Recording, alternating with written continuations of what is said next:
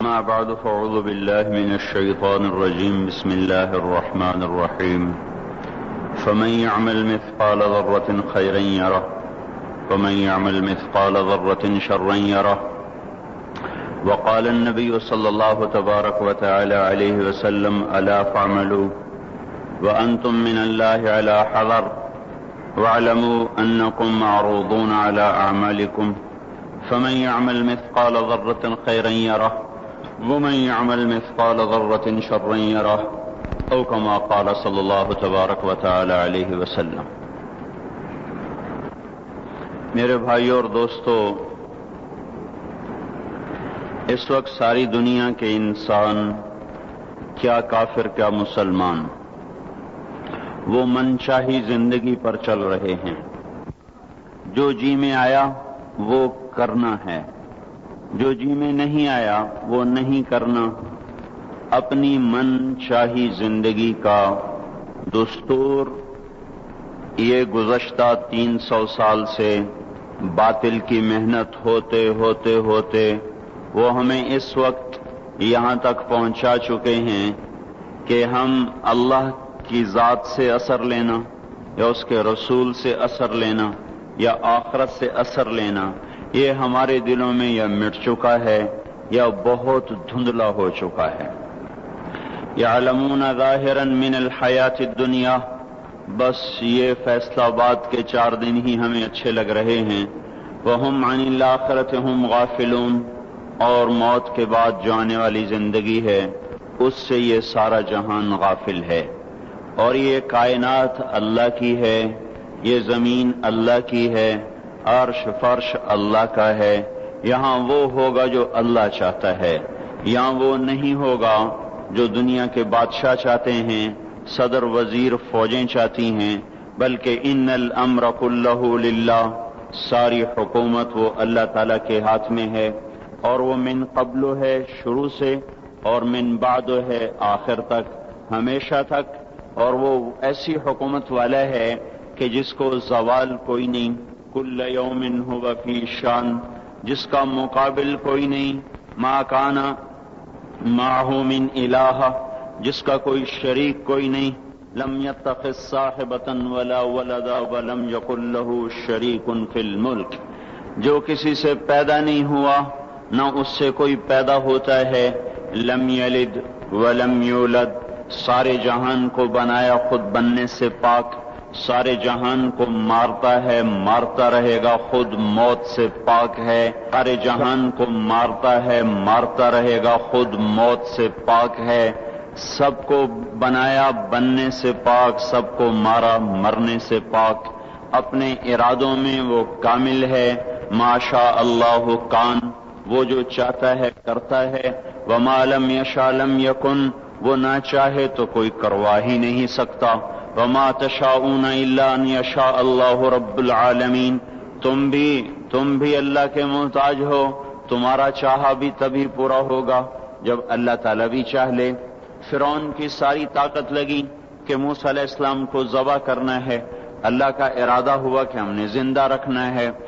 ایک اتنی کثرت سے بچے قتل ہوئے کہ اس کی اپنی قوم نے کہا تو حکومت کس پہ کرنی ہے؟ 1 سال چھوڑو 1 سال مارو. جس سال چھوڑتا تھا اس سال ہارون علیہ السلام اللہ نے پیدا فرمائے، جس سال قتل کرتا تھا اس سال موسیٰ علیہ السلام کو اللہ تعالیٰ نے پیدا فرمایا. حالانکہ اس کا عکس کرتا تاکہ معاملہ آسان ہوتا، لیکن اللہ کی قدرت کو کون جانتا. پھر ایسا نظام چلایا کہ اس کو پانی میں ڈلوایا، پانی سے فرعون کے دربار میں پہنچایا.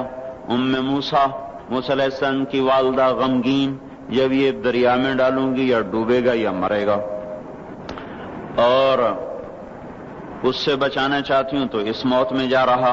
تو اللہ تعالیٰ نے ارشاد فرمایا فَإِذَا خِفْتِ عَلَيْهِ فَأَلْقِيهِ فِي الْيَمِّ، اسے سمندر میں دریا میں ڈالو.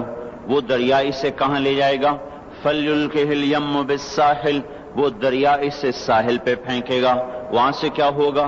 يَأْخُذْهُ عَدُوٌّ لِّي، میرا دشمن فرعون پکڑے گا. وَعَدُوٌّ اللَّهِ، اس کا بھی دشمن ہے، اس کو پکڑ لے گا. تو موسیٰ علیہ السلام کی والدہ کے جی میں آیا، یا اللہ جس سے بچانا ہے وہی اس کو پکڑے گا تو یہ بچے گا کیسے؟ وہ تو اس کو دیکھتے ہی ذبح کرے گا. تو اللہ تعالیٰ نے ارشاد فرمایا لا تخافی ولا تحزنی، نہ اس کی موت کا غم کھا، نہ اس کی موت کا خوف کھا، نہ اس کی جدائی کا غم کھا، ان رادوہ الیک، تو دیکھے گی میں اسے واپس تیری گود میں لوٹاؤں گا، وجاعلوہ من المرسلین، تیری زندگی میں اسے رسول بنا دوں گا۔ یہ دونوں کام تو دیکھ کے مرے گی، اس سے پہلے نہیں مر سکتی۔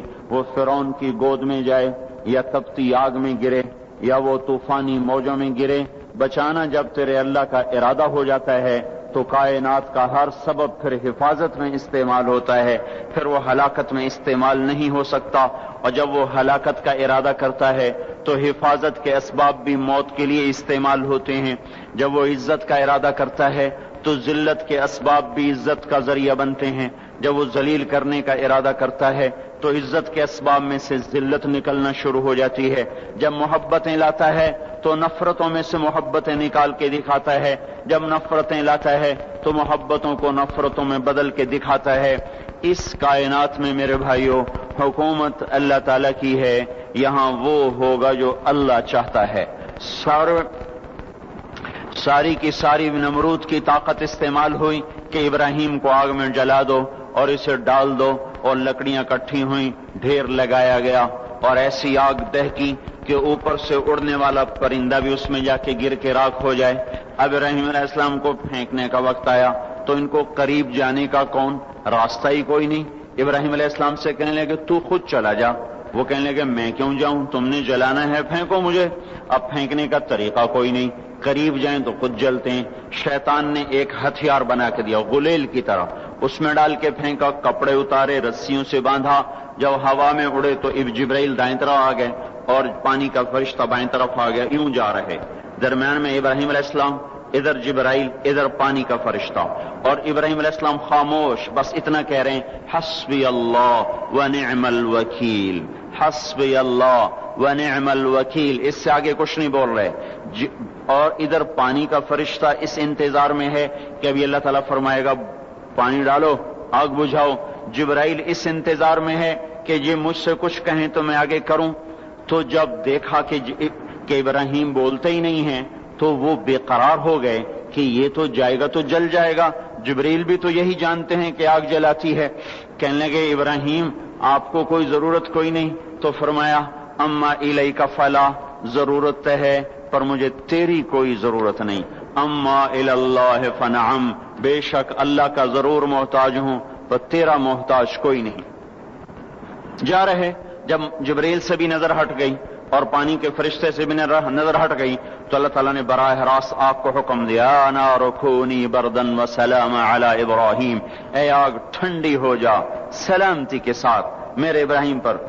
تو اللہ جل جلالہ نے ایسا ٹھنڈا فرمایا، اس کی گود کو ایسا، اس کے شولوں کو گود بنا دیا، شولوں نے ابراہیم علیہ السلام کو گود میں لیا، جیسے ماں بچے کو چارپائی پہ لٹاتی ہے، ایسے آرام سے انگاروں پہ بٹھا دیا، آگ کو شفاف بنا دیا، یہاں تک کہ ابراہیم علیہ السلام کا باپ آزر جو جانی دشمن اور قتل کے در پہ، جب اس کی نظر پڑی تو اس کی زبان سے بھی بے ساختہ نکلا نعم الرب ربک یا ابراہیم، اے ابراہیم تیرے رب کے کیا کہنے، کیا ہی زبردست ہے تیرا رب۔